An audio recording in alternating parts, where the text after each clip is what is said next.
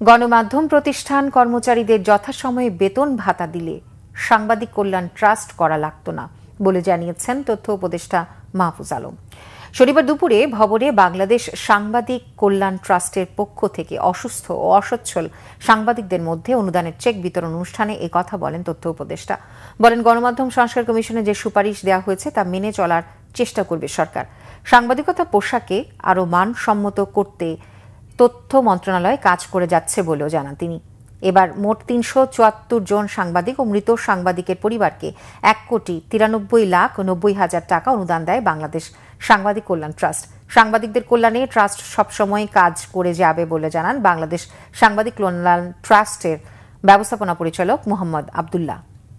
এই সম্মানটা আসলে প্রাপ্য এবং যে অধিকার প্রাপ্য, এটা যদি থাকতো হয়তো ওই কল্যাণ ট্রাস্টের এই কাজটা ওইভাবে দরকার হতো না।